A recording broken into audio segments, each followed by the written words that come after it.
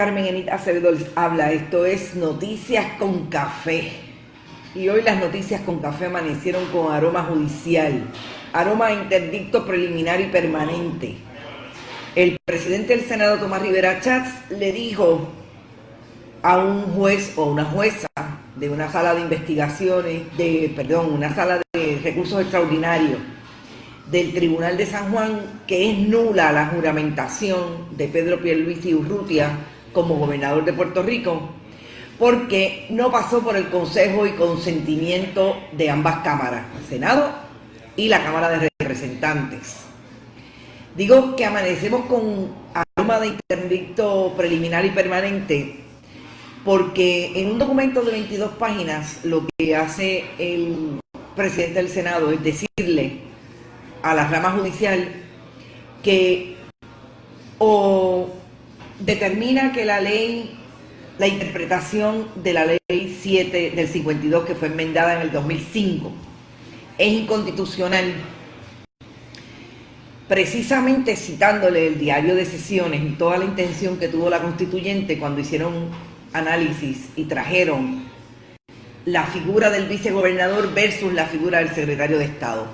Tengo que decir que hacía tiempo que no leía un documento que arguyera todos los asuntos constitucionales como este documento de 22 páginas, bastante sencillo, pero al traer todo lo del diario de sesiones nos arroja luz sobre lo que siempre habíamos discutido aquí, que era cuál fue la intención que tuvo la constituyente cuando en lugar de un vicegobernador estableció que quería un secretario de Estado.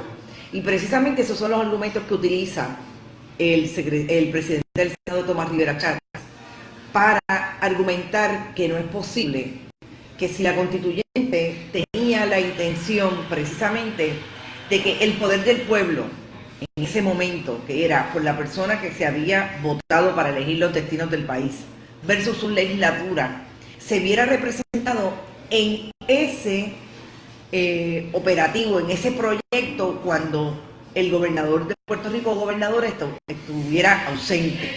Y no es una mera ausencia de irse de vacaciones, etc. La Constitución también habla de que la persona sea incapaz de asumir el cargo o de terminar el cuatrienio. Eso me trajo a la luz lo verdaderamente diligentes que fueron las personas que se sentaron representando al pueblo para establecer una constitución. Porque hablar de incapacidad es hablar de incapacidad de poder gobernar, por lo que precisamente estableció el pueblo que Ricardo Rosselló se tenía que ir. Podríamos hablar de incapacidad física, todas las posibilidades dentro de lo que la constituyente estableció que era incapacidad, me parecen geniales en este momento histórico que vivimos, a sabiendas 70 años más tarde. Así es que tenemos un documento que por un lado dice: juró sin que se hubiera completado el proceso ante el Senado. No hay ni vista, no ha habido ni vistas, ni se ha podido ir a votar después de esa vista.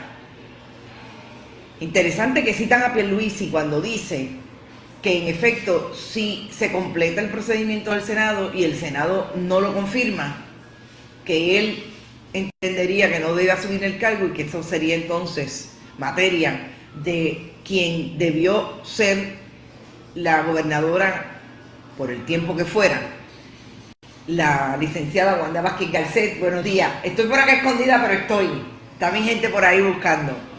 La licenciada Wanda Vázquez Garcet, secretaria de Justicia.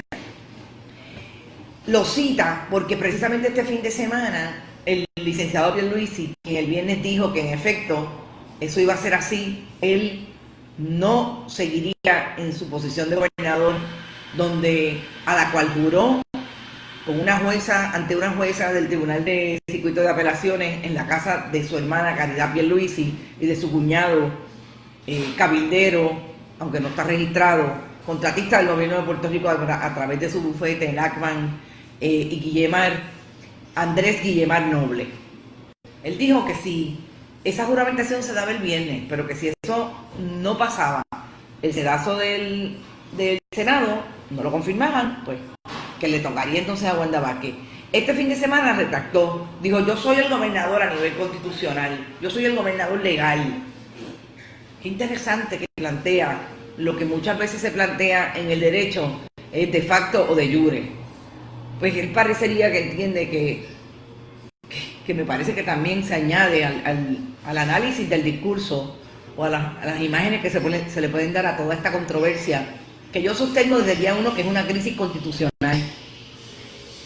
Se le puede dar la mirada de que el gobernador está aceptando que en efecto él no es un gobernador constitucionalmente hábil, sino es un gobernador que una ley enmendada en el 2005 le da la potestad de estar ahí.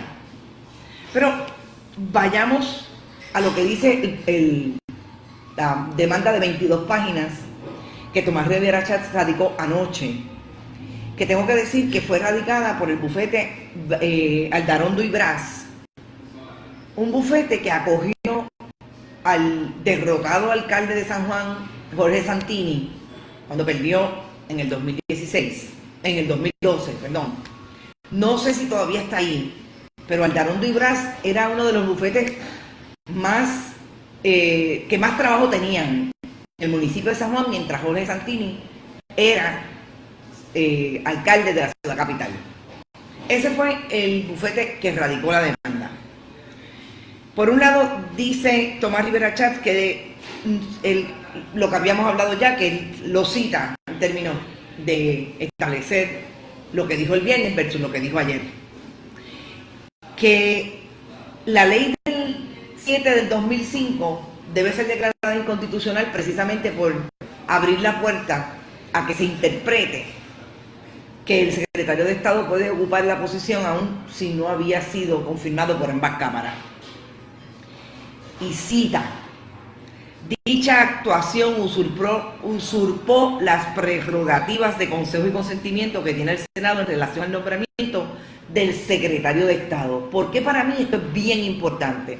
Porque fíjense que el discurso de Tomás Rivera Chats de la calle, el que él asumía en los medios de comunicación, fue que el licenciado Pierluisi usurpó los poderes de la Asamblea Legislativa, que era un usurpador. Por otro lado, la oposición independiente, en la voz de Manuel Natal Albelo, también lo planteaban, hablaban de usurpar, que se ocupó el poder sin ningún poder legal. Y me parece que esas son lecturas interesantes de esa demanda. En las citas del diario de sesiones, ahí está Mellado Parsons, hay una intervención precisa, y voy a ver si la puedo buscar aquí en el documento 2 minutos, de quien fue el que llevó la voz cantante en la discusión sobre el asunto del vicegobernador, la posición del vicegobernador, que me parece que es importante traerlo, que si no me equivoco es Frankie, pero quiero traer específicamente los nombres porque volvemos. Tuvimos una asamblea constitucional espectacular. Gutiérrez Franqui, tuvo Iriarte también por otro lado, pero Gutiérrez Franqui fue el que llevó la voz cantante. Asimismo, estableció Iriarte, el secretario con relación, Iriarte por voz de Gutiérrez Franqui, planteaban, de acuerdo con la enmienda, resultará que el gobernador está sustituido por un funcionario que no es electo por el pueblo. Así lo entiendo. No será electo por el pueblo el secretario de Estado, sino que será nombrado por el gobernador como los demás secretarios del gobierno. Ahí fue cuando se quedó claro que no era un vicegobernador lo que iban a buscar, porque entendían que era un secretario de Estado quien podía tener permanencia por los 4 años que el gobernador o gobernadora iba a estar presente. También se cita a Alemany. Fue una gran discusión y ese diario de sesiones me parece que es bien importante en este asunto de si el gobernador jurado el viernes, que juró en una ceremonia privada, no lo juró la jueza presidenta ni ningún juez del Tribunal Supremo. Ahora vamos con lo que podría pasar en este caso en el Tribunal Supremo. ¿Es o no un usurpador o realmente tiene que esperar a ese consejo y consentimiento para poder ocupar el cargo. Hoy le dijo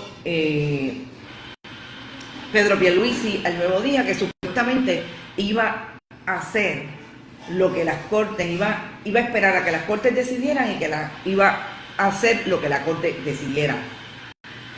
¿Qué va a pasar? Honestamente, antes de ir a eso, quisiera específicamente decirles lo que le pidió el Senado de Puerto Rico al juez o a la jueza. Y entiendo que en la sala de asuntos extraordinarios de San Juan está la jueza Roque, así que entiendo que es a la jueza Roque que le tocará este caso, que le debe haber tocado y que debe estar leyendo quizás a esta hora que ustedes y yo estamos discutiendo. No sé si ayer alguien le dijo, ojo, eso está radicado electrónicamente, léaselo hoy porque mañana es posible que usted tenga que tomar decisiones. Lo primero es que señale una vista de un injunction preliminar a mayor brevedad para que la parte demandada comparezca a mostrar causa por la cual no deban concederse los remedios solicitados. El término, que acorte el término, que de otro modo tendría la parte demandada para contestar la demanda. Importante, porque muchas veces esos términos pueden extenderse y lo que está diciendo aquí que obviamente la posibilidad, ellos alegan, el Senado, el presidente alega que la posibilidad de prevalecer es muy alta, así que debería acortarse eso, además de lo que estamos hablando. Estamos hablando de que la demanda plantea de que si el nombramiento es nulo, todas las decisiones que tome Pedro Pierluisi Urrutia después del día 2 de agosto son nulas igualmente.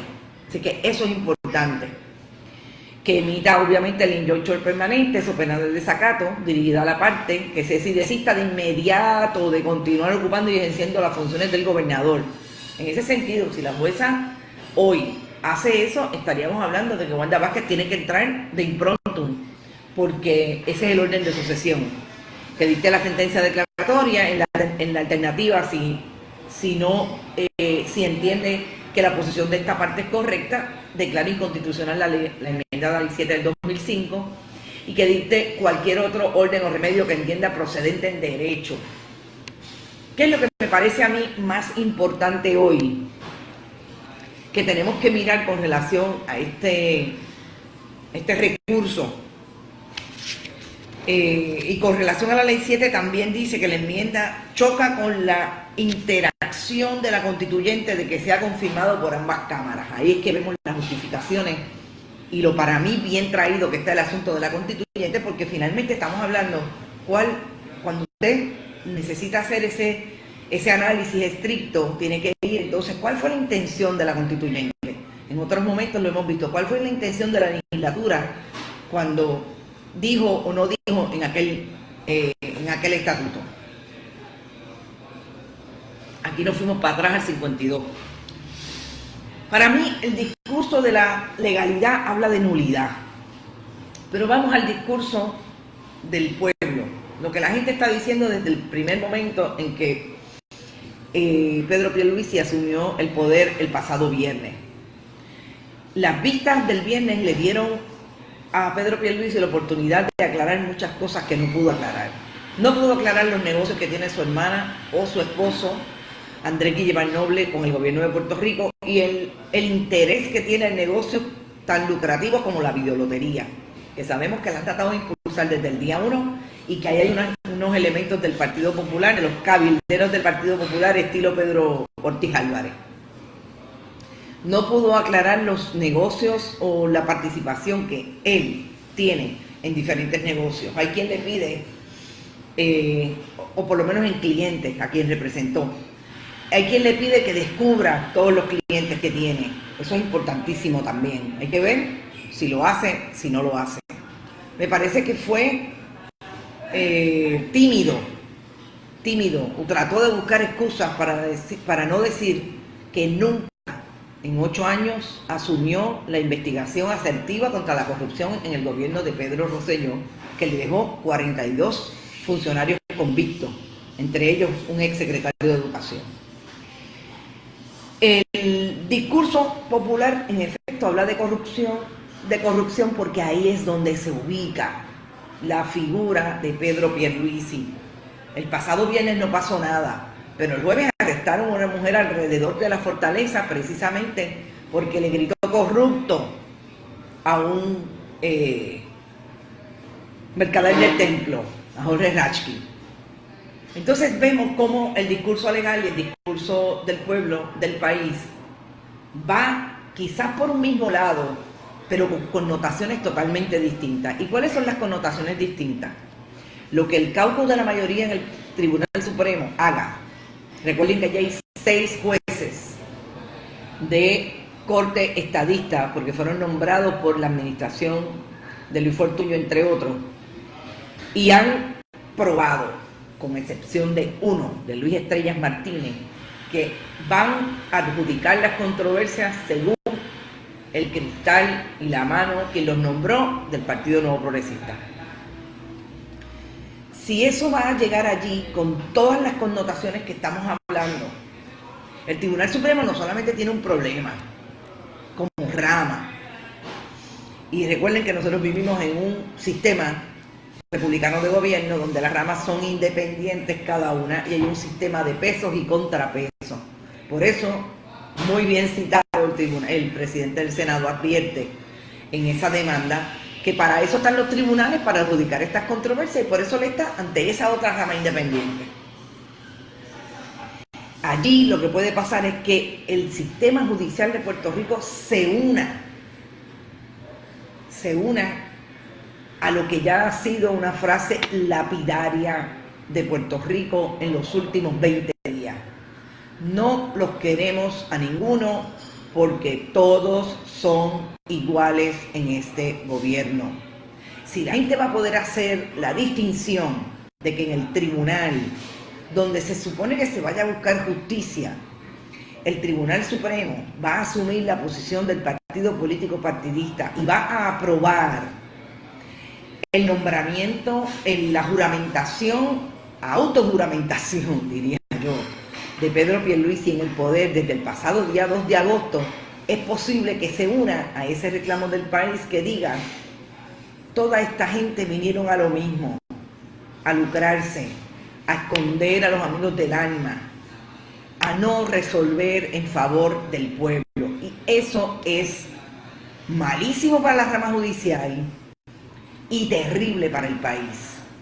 Aunque yo me atrevería a decir que si el país hace esa composición de lugar y se sienta a hacer análisis de todos estos procedimientos y todas estas instancias que tenemos que son históricas y los mete en el mismo bote, el problema no es constitucional nada más entonces entre la rama legislativa y la rama ejecutiva, se va a meter la rama judicial.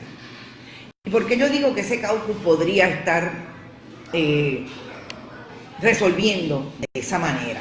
Porque esa es la historia que nos ha dado ese grupo de 6 personas que los voy a nombrar: Mildred Pavón Charneco, Roberto Filiberti Cintrón, Edgardo Rivera García, Rafael Martínez Torres, Eric Kolthoff. Yo voy a dejar fuera a Luis Estrella Martínez, que precisamente era un empleado asesor del presidente del Senado, Tomás Rivera Chats. Pero lo voy a sacar porque ha demostrado no ser ni del partido ni de Tomás Rivera Chats. En muchas instancias se ha ido a votar con la minoría por lo que él entiende es su responsabilidad en derecho como juez del Tribunal Supremo. Y eso nos tiene que dar una esperanza del tipo de personas que ha llegado al Tribunal Supremo, independientemente que estos otros cinco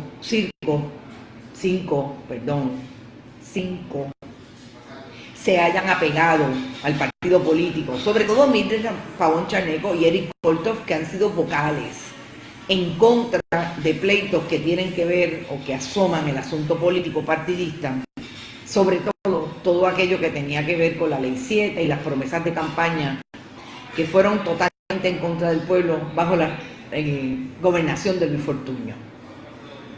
Entonces eso nos pone de frente a una realidad interesante, compleja, complicada, pero yo insisto que el país que atendemos hoy no es el país que atendíamos hace 30 años, hace 20, hace 10, hace un año. El país que atendemos hoy está muy pendiente.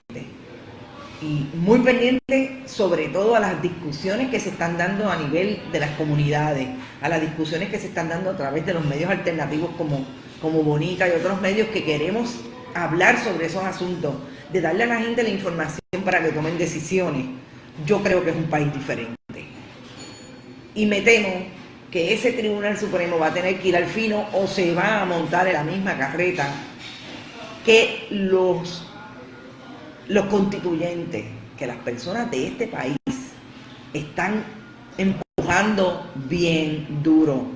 Si los montan ahí, no los van a bajar hasta que no se vayan. Así que yo creo que el Tribunal Supremo tiene un problema, que tiene un problema de imagen hace mucho tiempo, pero tienen definitivamente que hilar bien finito. ¿Por qué puede ser esa mayoría que es afiliada, obviamente, esa mayoría puede estar a favor de que se quede Pedro Pierluisi?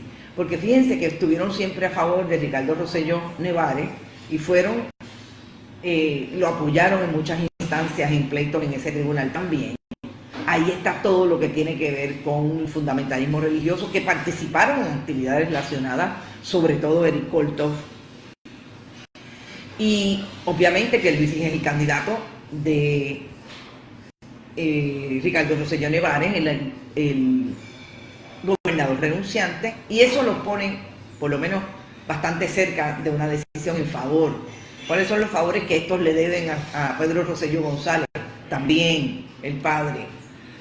Es terrible que estemos hablando de eso. Deberíamos estarle hablando a un Tribunal Supremo, como por ejemplo lo que leímos de esos constituyentes cuando la Asamblea Constituyente se formó y hablaban desde el estricto derecho, desde lo que era importante para el país, sobre todo en ese asunto del orden de sucesión. Eso es con relación al pleito. Hoy deberíamos estar viendo, temprano, quizás antes del mediodía, alguna decisión con relación a la juez o al juez que le toque este caso en recursos extraordinarios del Tribunal de San Juan, y sí tenga una vista. Y en esa vista vamos a ver quienes representan al gobierno, importante. La Secretaría de Justicia, además de haber federalizado la justicia en Puerto Rico, tiene muchos contratistas. Ayer me hablaron precisamente de que a uno de los abogados que le dieron los casos de apelaciones y de pendientes en el Departamento del Trabajo es a Eric Caban, al ex fiscal Eric Caban. Así que imagínense cómo está la cosa en justicia. Otro que tiene el caso de las cárceles es Somoza Colombanis, el ex secretario de Justicia.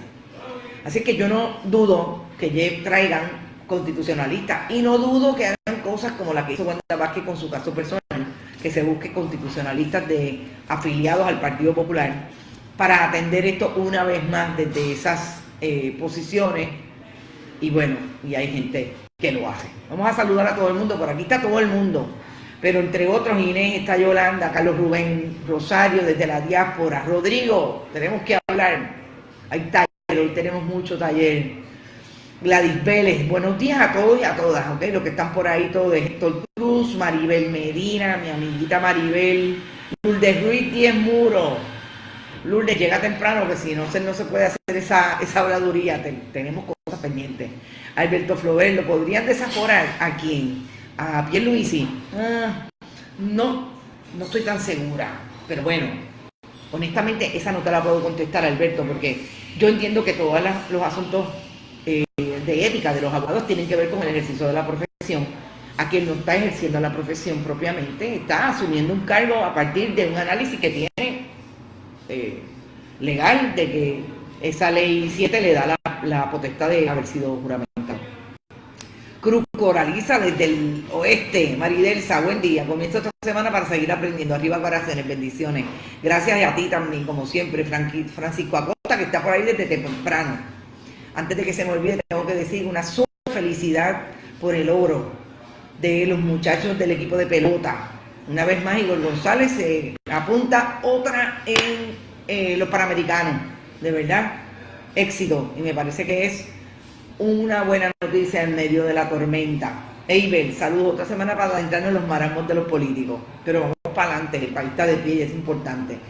Elga, saludos, qué bueno que estás por ahí. Pablo Doner, entiendo que ninguna ley puede ir por encima de la Constitución. en efecto, si es así que Luis está usurpando la gobernación. Esas son las palabras del país, y ha sido la palabra del pueblo, aunque también la han asumido en el discurso mediático Tomás Rivera Chats, pero yo creo que, y léanse la demanda, me parece que es muy buena y bien sencilla. Yo creo que esa parte del derecho que dice que si usted lo puede hacer fácil, porque lo tiene que complicar, me parece excelente en el desarrollo de ese discurso legal.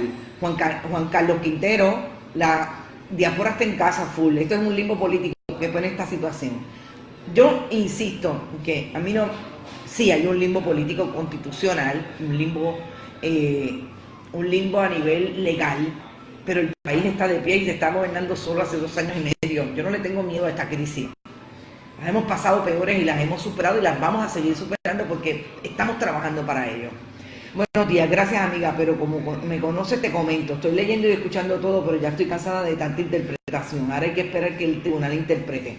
Creo que Tomás Rivera Chávez quiso salirse con la suya y no le salió. Es cierto, es cierto. Mari, yo voy a diferir del análisis tuyo de que hay muchos análisis. No hay muchos análisis, hay muchos comentarios, hay mucho de sacarse de la manga, hay mucho de, parecería de pitonizo y pitoniza. Yo creo que traer todos los extremos, y créeme, el Tribunal Supremo lo que va a hacer es un análisis y una interpretación de la ley. Traer todos los extremos es importante. Yo te invito a que te leas la demanda, invito a que lo mires. Sí, no está resuelto. Esto es un momento importante para resolverlo y va a estar ante un tribunal. Pero vamos a escucharte tranquilamente. Yo te voy a dar una posibilidad. Lee y escucha a aquellos que con sosiego te hacen análisis de lo que está planteado ahí y te traen el contexto. Lo demás, descártalo, porque en efecto puede marear, puede saturar. Maribel Rosado y Maritza Crespo, éxitos amiga. Tere Alemañista por la casa. Tere, tú no sabes lo feliz que me sentí cuando vi un Alemania en la Constitución, en la Constituyente, porque yo estoy segura que son familias tuyas de allá de Mayagüez. Y bueno, sabíamos que el Alemañista va ahí, pero una cosa, cuando uno lee el diario de sesiones, y si no lo tienen, traten de comprarlo, es una cosa espectacular, es un documento que todos deberíamos tener para entender cómo fue que nuestra sociedad democrática se formó a partir del 52 y cómo ahí la quisieron desarrollar a través de un documento que obviamente es el leading, es el más importante a nivel legal. Merian Duprey, Doris Pagán, todo no está por ahí, Caribe May, Culebra, no me olvido de Culebra. Aquí sin café pero presente, mira, yo tengo café, de buen vecino café. Todo lo de la diáspora, cuando vengan a Puerto Rico tienen que venir aquí y venimos juntos y hacemos un programa aquí con ustedes. Circo es un sleep, sí es un sleep, son 5, pero a veces a mí me tienen cara de circo también. Maribel dice, comenzó en la oscuridad las escondidas. Sí, eso es un poco lo que se le está adjudicando a Pedro Pierluisi. A mí me parece la imagen de la primera conferencia de prensa terrible. ¿Cómo es posible que se rodee de José Aponte y Georgie Navarro? Miren la crisis intelectual que tiene ese partido, miren la crisis de profesionales y de servidores públicos que tiene ese partido, que ponen a un expresidente de la Cámara que lo menos que ha pasado es que lo han cogido borracho en una organización política de esa, un chichichija político en Barranquita. Y a un Georgie Navarro que también en esas líderes. Yo no lo podía creer cuando vi la imagen. O sea que si antes no teníamos estrategia mediática, ahora parece que tenemos menos. Oigan, que los únicos que hacen estrategia mediática y manejo de crisis en Puerto Rico no son COI, que ya vieron lo que hicieron y miren dónde están. ¿Cuál sería el próximo paso si el Supremo apoya a PP? Bueno, si el Supremo dice que está bien confirmado, ahí está hasta 1 año y 4 meses. Que me contesten los abogados y Lisa Mendoza está por ahí también, si es posible recurrir de eso a el Supremo de Estados Unidos, pero yo entiendo que no. Pero yo no sé nada de eso, más allá de, ¿verdad?, de la educación que tengo informal sobre el tema por ser periodista y preocuparme por estos temas y leer a fondo. Así que me contesten los abogados si se podría. ¿No sorprende el Supremo en el caso de Pepi? Bueno, puede sorprender, pueden declararlo inconstitucional, por eso les digo, yo solamente les digo cuáles son los amarres que cada uno de ellos ha tenido, pero entre 6 votos, y póngale que 5, porque uno se vaya, Luis Estrella se vaya con la minoría, todavía están en minoría. Buenos días, Nancy Castro, Emerdi también, Carmen Sosa. Oye, ustedes se ponen unos nombres bien difíciles, a veces no los puedo leer. María Cruz está por ahí. Melissa Gross, yo espero que el Tribunal Supremo haga su trabajo y no se preste para la politiquería. Esa no es la evidencia que nos han dado antes. Y por eso es que yo no tengo mucha confianza, ¿no? Saludos y vive el oro para Puerto Rico. Sí, que vive el oro. Y Belí, gracias por estar por ahí. Me preocupa que no importa el resultado de esto, la gran ganadora es la Junta y los grandes intereses económicos. El mensaje de estadidad se fue al traste con el reversazo de PP, muchachos. El mensaje de la estadidad, eso está fuera, Marilia. Yo creo que eso, ya ellos ni se acuerdan de la palabra. Ojalá hubiera análisis. Exacto, ese es el problema, que Juan Carlos, estoy de acuerdo. Porque precisamente, y yo creo que Mari entiende lo que yo le quiero decir, precisamente el análisis se centra en, si te lo dice un crítico del Partido Nuevo Progresista, un analista del Partido Nuevo Progresista versus el Partido Popular. Y yo creo que aquí lo que tenemos que mirar es precisamente esa demanda a la luz de lo que dice, cuáles son los antecedentes y cuáles son los hincapiés de cada uno en el proceso que va a llevar la demanda. Mucho desconocimiento, Eneida, sí, mucho desconocimiento y bien poca capacidad de traer la información. No se trata de estar hablando horas ni de escribir textos muy largos, no se trata de eso. A mí me parece que se trata de hacer bien conciso, puntual, lo que es y cuáles han sido las importancias. Sí, Tere, yo sé que es familia, imagínate. Víctor Maldonado está por ahí desde Francia. Víctor, saludos. Julia Morales, Rubén Morales, qué bueno, Rubén, hay país, recuerde eso. Las distracciones, eso son para otros lados, aquí no nos distraemos. Buen día, Elin Vidal también está por ahí. Noé, comuníquese. Estabilidad, estabilidad de nada. A mí no me preocupa, honestamente, me preocupa la alegada inestabilidad. Fíjense que tenemos un gobernante hoy que juró, partiendo de que él se aprobó, entiende que hay que darle estabilidad al país. ¿Estabilidad de qué? El Partido Nuevo Progresista no le ha podido dar estabilidad a este país ni en el tiempo de Luis Fortuño, menos se lo ha dado en el tiempo de Ricardo Rosselló Nevares. Que no estamos atribuyendo que los otros sí le han dado estabilidad. Llevamos muchos años con una inestabilidad que no es aparente.